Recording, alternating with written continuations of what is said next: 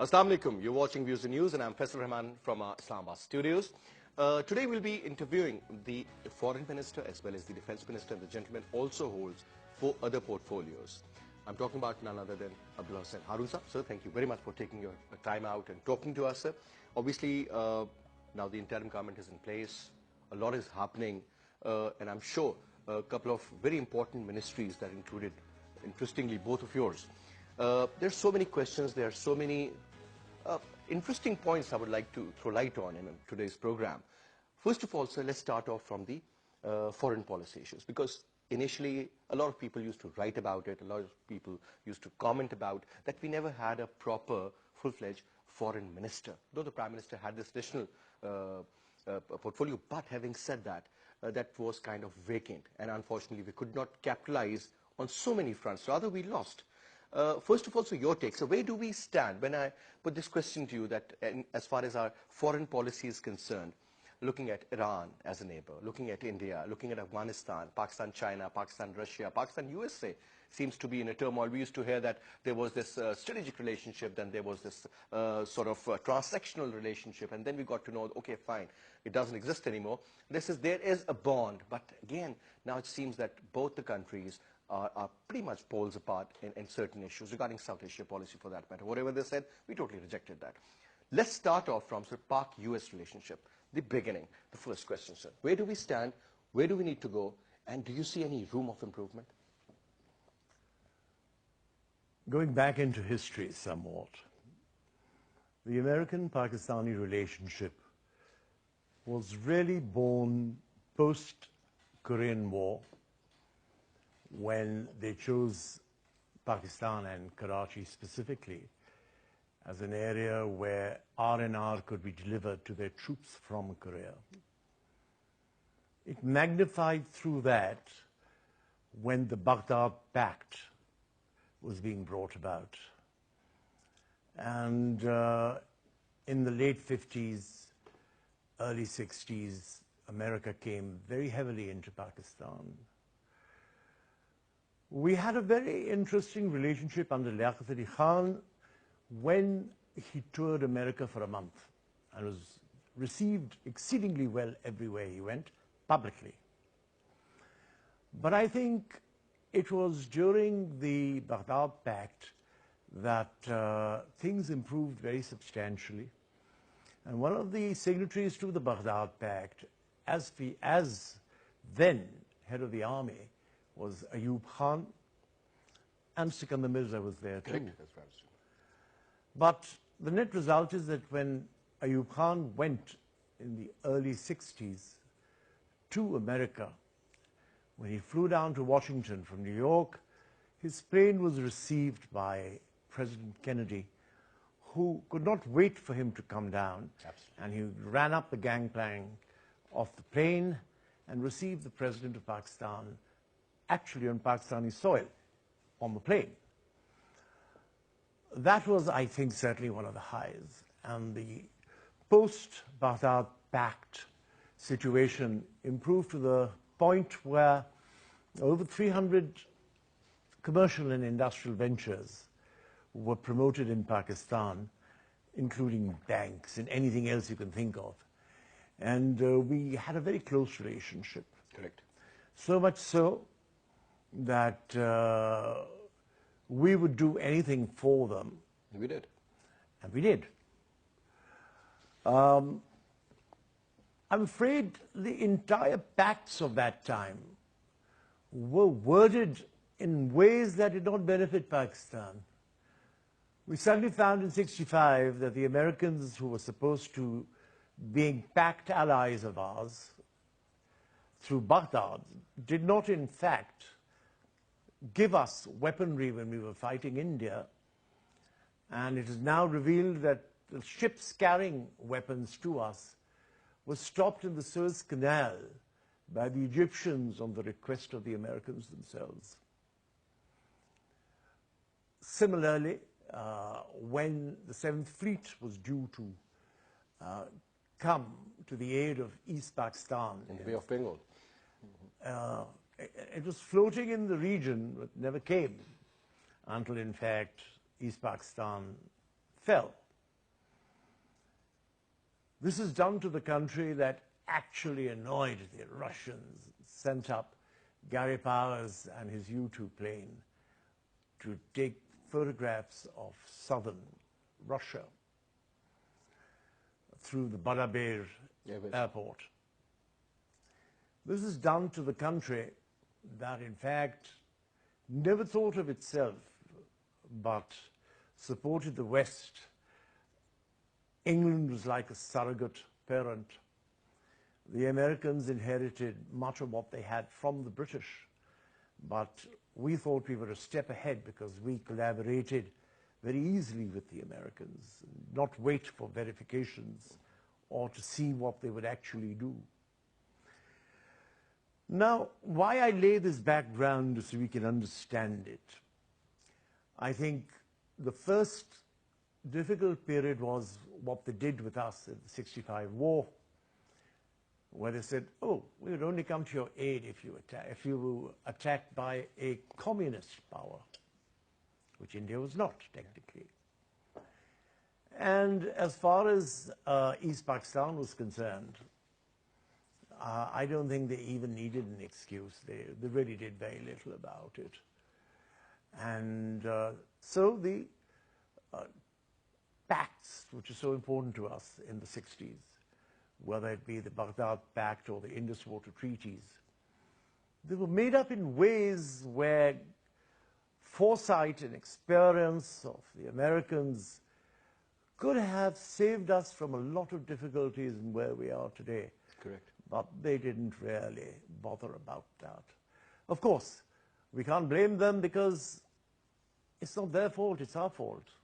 Why weren't we reading the fine letters of each wording that was put in ourselves? So we're to blame pretty substantially due to our lack of experience. They're to blame that they led us into it like young lambs to the slaughter.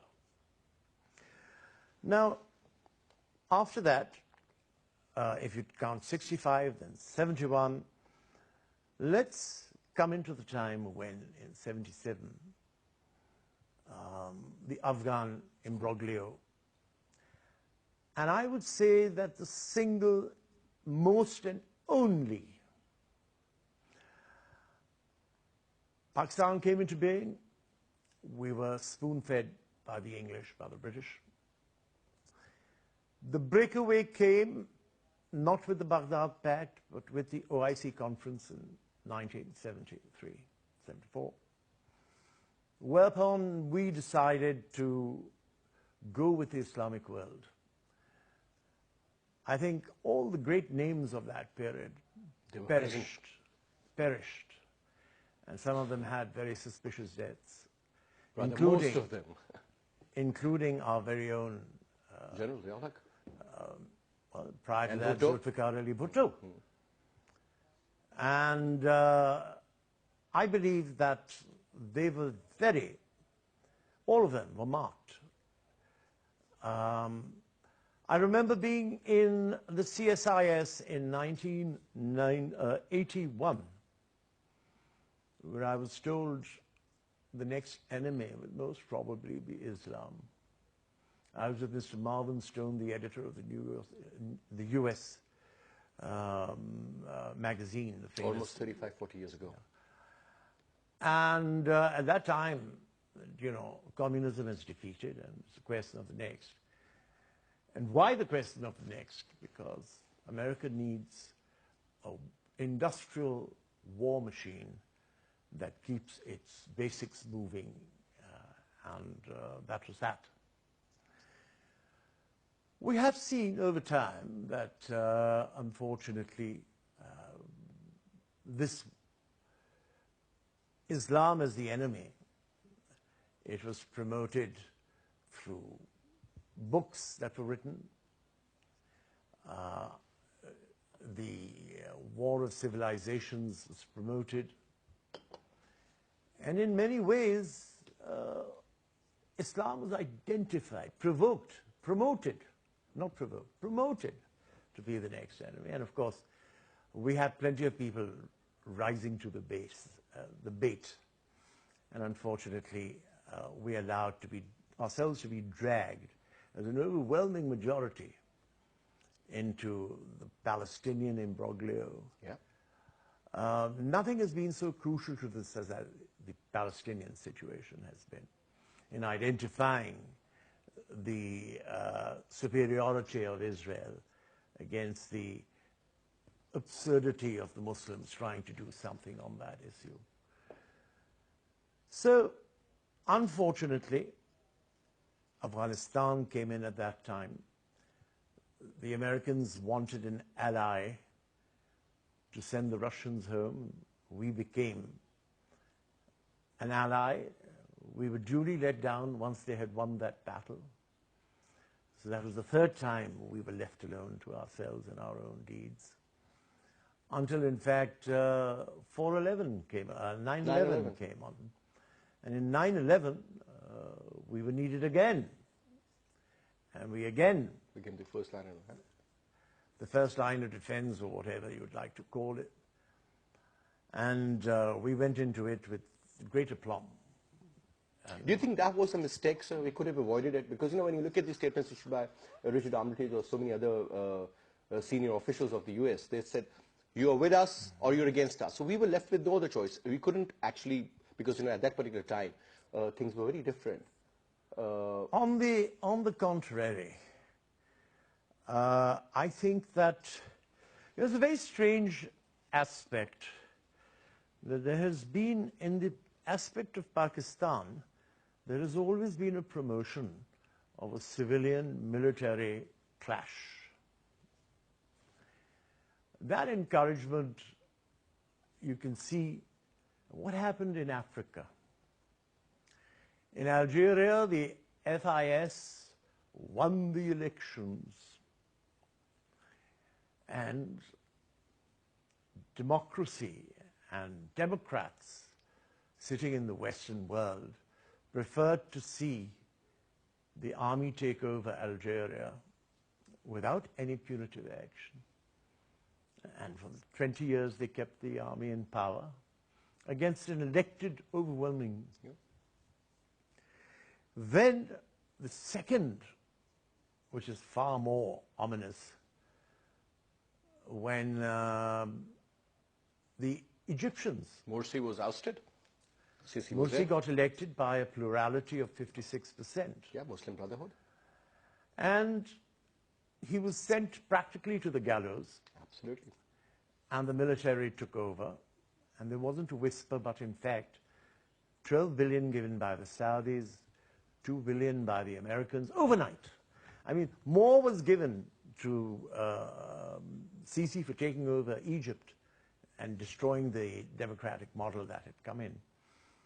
Then was given to Pakistan for the complete aspect of the Taliban war and the Bin Laden war, which shows the priorities and realities of what was happening. And I personally believe that there is a duality of conditionalities, where in Africa, I've given you two examples.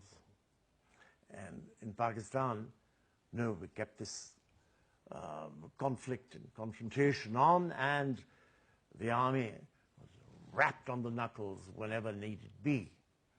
So much so that you earlier mentioned Zia-ul-Haq dropping out of the skies, and unfortunately that was no accident.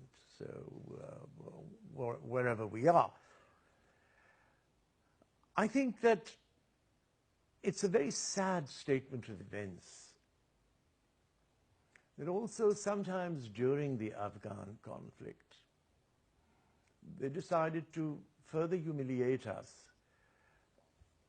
In the 1980s, I met Khushwant Singh and Kuldeep Nair here, and then I met Kuldeep in London, where he said, "How long are the Americans staying on with you, chaps?" And I said, "Why?" He said, "Well, they obviously prefer India. It's a far more mature and blah, blah, blah, blah country." And I said, "Well, you know better. You can watch the world with far more skepticism than I can." And I remember that this is predicted. We, of course, as the famous sher goes, jane na jane, gul hi na jane, baagh to sara jane hai. We decided, eyes closed.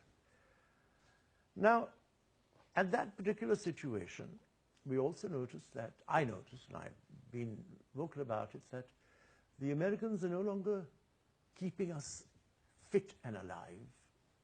They're giving us just enough support to keep our nose above the water. And Pakistan started falling behind in all sorts of aspects.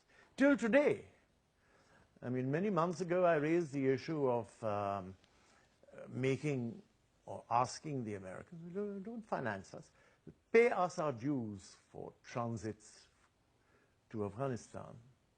That alone would take care of everything we really ever needed. But we haven't had a government that has been in a position to do so. Correct. To take the decision to do so. Now, under that situation, we did not keep an eye on the bottom line.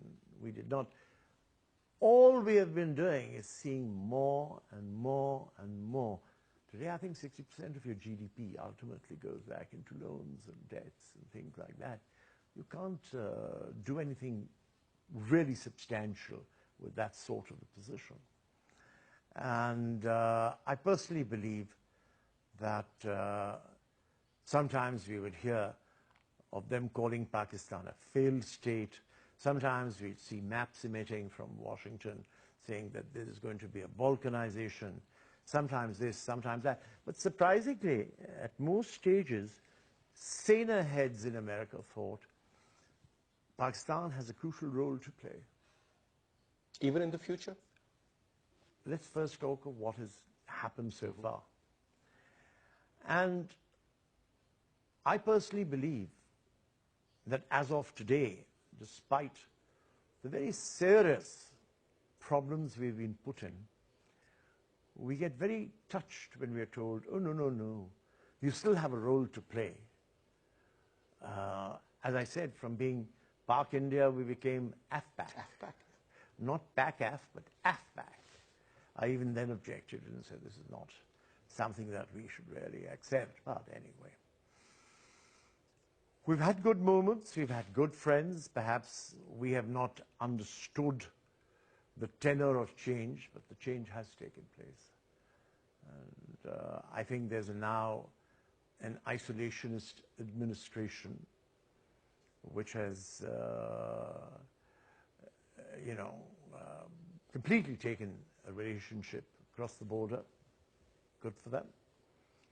Where does that leave us? It leaves us in a harder place than a rock, because I do not see today how we're going to survive this unless we take very strategic And decisions. what would be those strategic decisions? I mean, obviously, when you see the American soldiers, the Russian soldiers coming to Pakistan, and I'm not talking about 10, 20, or 30, I'm talking about 200 soldiers, and conducting joint exercises, military exercises here in Pakistan. The Chinese doing the same, Air Force engaging. Then you see a tilt, because now when you look at India, Abdullah Saab, you see the strategic partner, sharing of intelligence, sharing of paces, transfer of technology. You're talking about... Why do you have to point these out? Because this is something which is bothering The Pakistan. first indicator was when they gave the Cray 4 computer to India. Absolutely. The day they did that and followed it up with relaxations of NSG to the Indians and not to the Pakistanis, if you didn't realize it, your goose was cooked then. And we didn't realize it, or preferred not to realize it. So, in fact, they've made it absolutely clear where they're going to. And it's a very interesting situation. America first for Donald Trump. He's jeopardizing the relationship with the Europeans on what? A couple of % on aluminium and steel. Whereas in India, the similar growth to Silicon Valley is startling. Look at the way that the same product and more advanced product of the Chinese under the WTE have been practically blown into the sky, and in India, it's carrying on.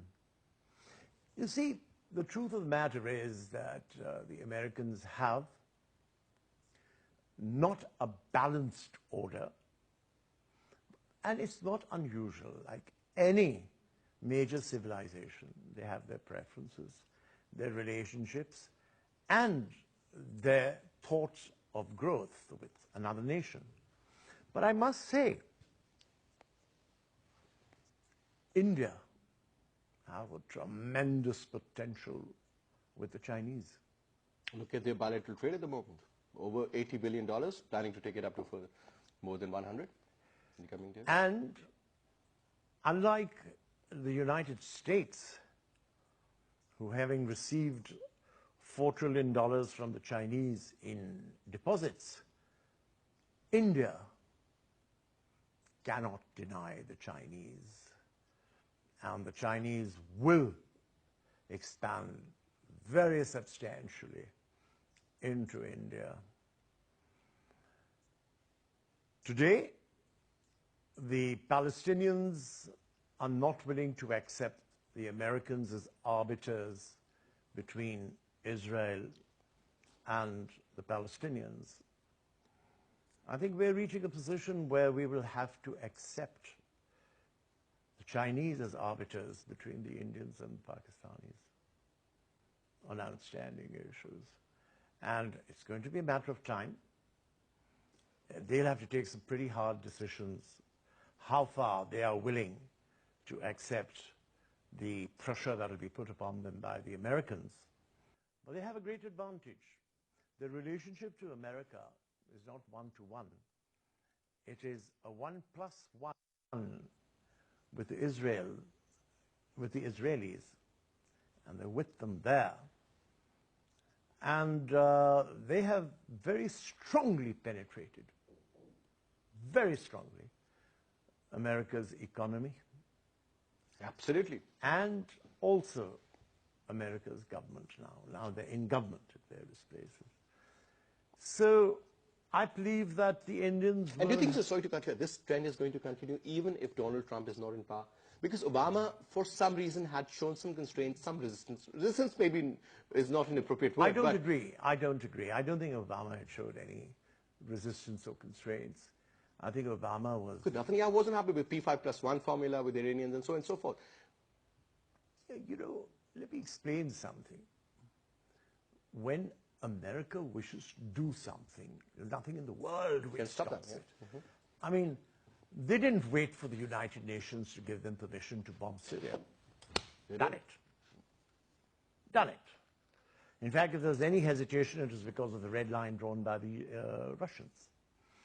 So, really speaking, don't confuse European niceties with American decision-making processes. In the process of decision-making, they sent Mexico and Canada into a spin, and they didn't care about it. You had Trudeau apologizing literally and saying, how can this be? It is. Indeed. And Trump is the more obvious face, but the bureaucracy behind Trump is not brand new. If you see the faces, they've been there for a long time. So it has been moving in a direction. He resurrected Bolton. He resurrected Mattis. And so many others. And I think substantial forces are yet relevant in America that were relevant in the post-Eisenhower period and the Nixon period. So the policy is consistent? It's not a consistency of policy, it's a consistency of intent. Okay. Now, sir, another point, which is pretty important. We might blame Narendra Modi for so many things, that he was the butcher of Gujarat and so on and so forth. But when you look at it from the prism of the Indians, Narendra Modi, they believe that he's the best thing ever happened to India. His foreign policy, let's start off from Iran and India. Despite all odds, they continue that. You talk about Chabahar, you talk about the precious metal deals, you talk about the energy deals. Great, sir. I mean, Rouhani Saab was more than happy to welcome him, and then they exchanged a couple of... Why don't you mention the fact that the Saudis welcomed him too? Then, you know, in They Saudi went Arabia, he into got the highest civil award. a no-war pact with them. Yeah, highest civil award in Saudi Arabia. He goes to Israel. And Netanyahu, you know, hugs him like this and says, we've been waiting for you for the last 70 years. You talk about India and Afghanistan. You talk about India, Japan, India, USA, India, Russia. I think their foreign policy is very versatile. They're pretty aggressive. And they're doing the job in a very appropriate manner in considering this is 2018. Whereas Pakistan, no matter what we have done earlier, but now, are you hopeful in a way that we can actually engage certain countries and improve our relationship on equality? I think that for many years we have been accused of duplicitous policies. Maybe it's unfair, but that is what is being done. One is we have allowed our own production capabilities to fall below the floor. Number two, remember all the gains we made in the 50s and the 60s was based on a booming economy. Absolutely. Asian tigers. And on an ability to produce, to do things, to be able to get things sorted out. And after the nationalizations of Mr. Bhutto's period, we went into the 70s and the late 70s as a nation that was losing its capabilities slowly. And over the next 30 years, we lost all that we had created. You know, when the Arab world was still rubbing its eyes, Pakistan was making hotels in Arabia. Pakistan was building their airline fleet. Pakistan was building their shipping fleets. Everywhere Pakistan was building, building, building, building, building.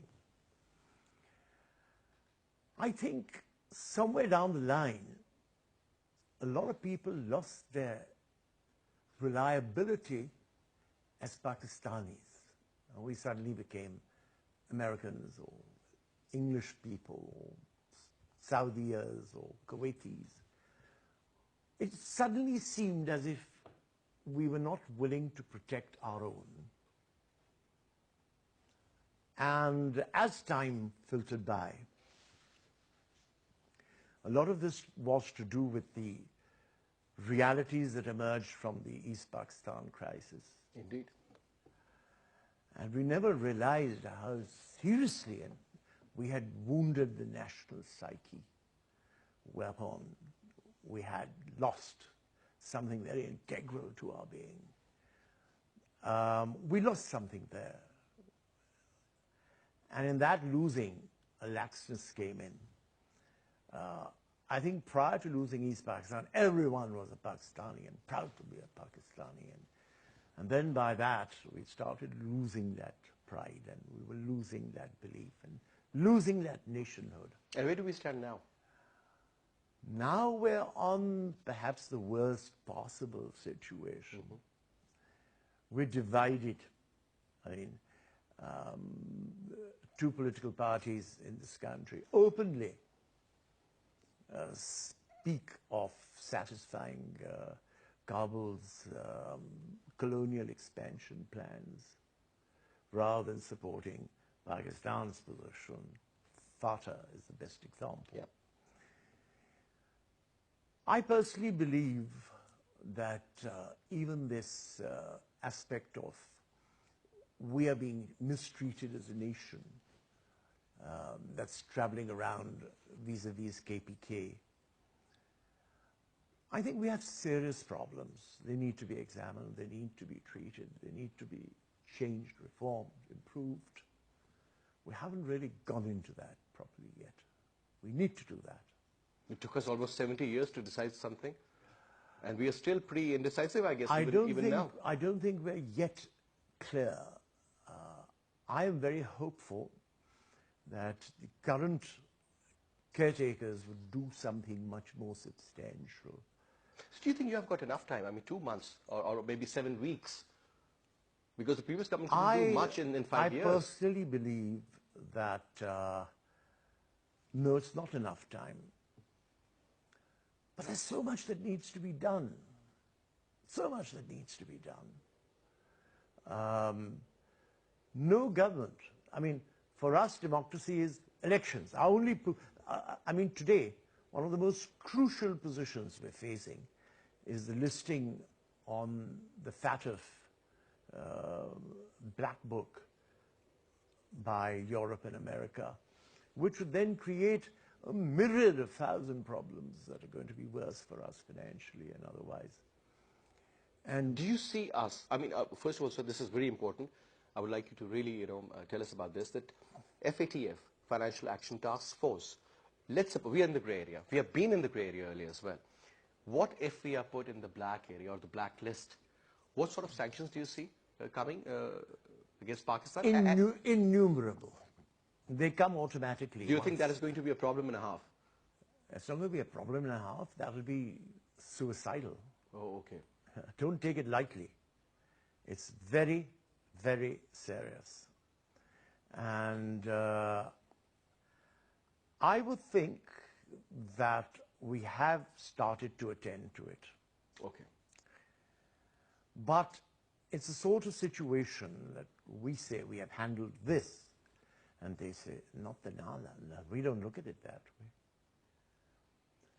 The greatest problem being faced today in Pakistan for this particular thing is funding. And all funding in the world now goes through New York if it's in dollars. Excepting in Pakistan, we have a thing called the Hundi system. Yeah. And the Hundi system does not go through New York. It goes through its own channels. And they are absolutely convinced that this is an aspect of terror funding. They believe a lot of funding is being done on the name of Islam as a part of their character. We haven't been able to satisfy them, we meaning the governments of Pakistan. We've just got in 3 days ago. But the governments of Pakistan have not been able to satisfy them that this is not so. There used to be one name on that list, then there were 3, and now there are 27. So that's multiplying. It's multiplying. Okay, so that's a challenge, I'm sure. Second is important. Now, do you see the... But what I'm trying to say to you is the lack of belief. Whatever you say, there's a book called Deception, which every Pakistani should read. It's about how Ronald Reagan lied for Pakistan and, opened up doors. The Americans have also realized that, and the people that opposed Ronald Reagan at that time are now in power. They've got an agenda, and they're going hell-bent for leather. But having said that, I'd also say there has to be some correction on our own side as well. Yeah, as we said, that we need to put our own house in order first, and then, So one important area, Pak-Afghan relationship. Though there were issues, but now whatever happens in Afghanistan, people are being killed, there are bomb blasts, there's so many issues. The straight finger, they pinpoint towards Pakistan. They said, and a lot of people believe that NDS has connection with RAW, and RAW has connection with CIA, and CIA has with Mossad, and all these 4 or 5 intelligence agencies are working against Pakistan, against the sovereignty of Pakistan. And India was always an enemy, and Afghanistan is now speaking the Indian language. This is what it seems like. Do you think it will ever change? What do we need to do? What sort of corrective measures do you think we need to undertake? It's the question of how you look at issues. If you look at an issue and say, these are damned people, well, you're not going to solve anything, are you? I think we've had some very good work done by the national security agencies, where General retired, say, Janjua. Asad Nawaz Janjua. Sorry. No, General Janjua, who was negotiating with the... Okay, the National Security Advisor? Yes. Okay. Has done some great work.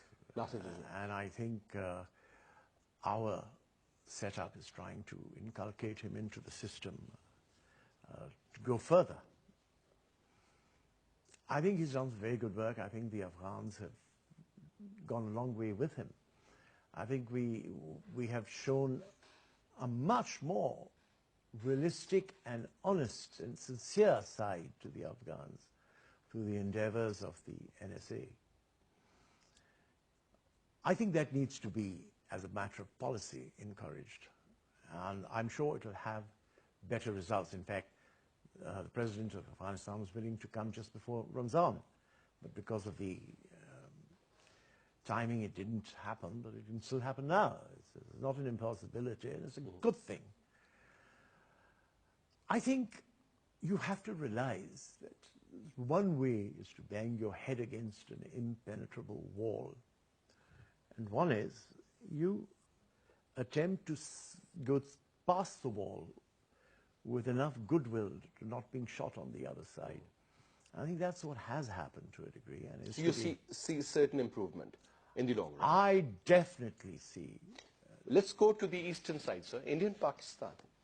I mean, it seems that there's no way forward. The dialogue process is it's so stuck at the moment that they're not ready to talk.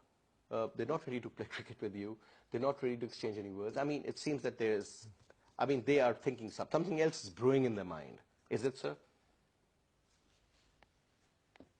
To be fair, your assumption is natural. If we don't play cricket, we don't get married to each other, we do not mix with each other, there are problems, obviously, to come to such a situation. I think that the Indians are going through their own pangs vis-a-vis the Pakistanis, where even Faiz Ahmed Faiz's daughter is not allowed. She was sent back, yeah? To speak. It's the same sort of thing where even performers are not allowed to integrate or perform in India. The absurdities are high. I think the only fair thing I can say is that we should smile and bear it up. But for how long? And fulfill our international obligations, which are creating more important disturbances in our life. And I believe that we should seek alternate methodologies. So far, we've been just on and on and on. I think that has to change conceptually. I think we have to create avenues that are more manageable. I think we are about to do that. We certainly, we're working very hard under the guidance of the Prime Minister, who, despite being a person from the judiciary, has a very balanced view about the region and the world. And remember, the region and the world is not anyone in isolation. It's not Saudi Arabia in isolation. It's not Iran in isolation. It's not Afghanistan in isolation. It's not India in isolation. Certainly, attempts have been made by some people to isolate themselves either in their own policies or along with some of these people. I do not think that that has worked completely. There is still, I mean, look at it from the point of view what Syria is going through. Look at it from the point of view what Iran can expect to go through. And if there's a natural corollary from Syria to Iran, it is bound to jump the fence to Pakistan. So I think we need to change our attitudes and our outlook and our planning. If we do that, and I think some of that is happening even as we speak today. We may have been 3 days in power, but I've already had a series of meetings, and we're trying to inculcate a fresh breath of air. Let's hope. We can always say. Quick comment on Pak-Russia engagement. And obviously China has been, also is, and will be a strategic partner for Pakistan. And considering China as an economic might and the kind of agenda they have in their mind, I mean, Xi Jinping is a very visionary man. I mean, look at OBO, the kind of investment they're making. they're opening up to the entire globe now. And it seems that they won't be stopped now, no matter what's been done to them within in Afghanistan or in Pakistan. There are a lot of, I would say, a lot of countries which are against the CPEC, India and then USA for that matter. How important is this CPEC in China? Answer Pakistan's approach towards Russia. CPEC is a very important part of the growth of the OBOR facility and legend. It's not just here. They have similar roads in other parts of the world, including Burma. And the great thing about them is they have shown certain flexibilities in Burma and other places.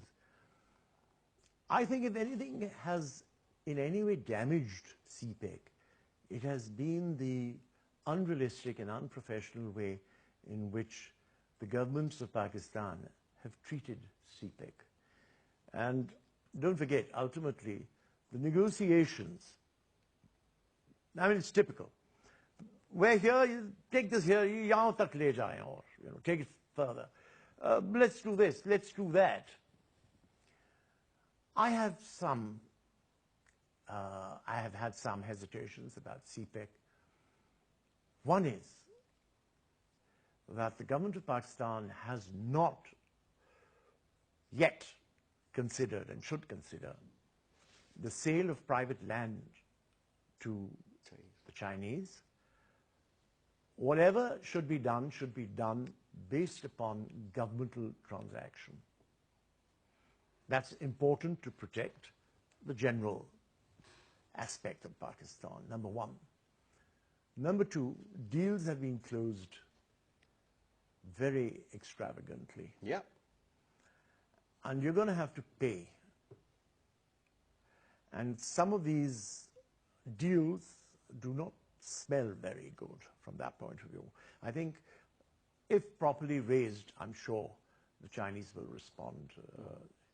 How important CPEC is to the Chinese? Very important. Because the most crucial aspect of CPEC is to be the oil pipeline that will reduce the Chinese bill for oil from the Middle East to China, from the Sea of Japan, Sea of China, I beg your pardon. 20 to 25 billion will be reduced from that bill if there's a pipeline moving this way. Mm-hmm. We have to basically understand that countries are moving. Last time there were sanctions on Iran, the Indians got a good oil deal and nobody could do anything about it. Why aren't we in that position? We couldn't do it. Last comment, I remember in the last couple of months, Russia is providing Gazprom, the pipeline through Pakistan to India. Who's going to sanction that? So really speaking, we have to mend our ways and try and incorporate ourselves into systems that the world is moving towards. Absolutely. Impunity. Whereas we, and again, I also personally believe that we are our worst enemies. What we say about ourselves to others, how we raise the issues for our personal benefit to others, all that damages Pakistan grievously. Yeah. We have to understand that. Well said. Let's hope and pray. And we really appreciate the kind of efforts you've already made in the last 3 days. And I'm sure the next 7 weeks will be very important. So, but I think foreign policy is the backbone. It's something very important, very close to my heart also, that, countries grow, the regions grow basically, and then the individual countries grow. And at the same time, having said that, I guess Pakistan has got a lot of potential. But if, for example, the youth, they call it the demographic dividend, but there could be a disaster if not handled properly. So it's all about handling, taking proper decisions, and keeping Pakistan first, I guess. Anyway, so thank you very much for taking out your time, sir, and being here in our program. And we wish you all the good luck, sir. Thank you very much. Thank you. And that's all we have for this hour. I'll see you, inshallah, at 8. Till then, you take good care of yourself. Khuda Hafiz from our side.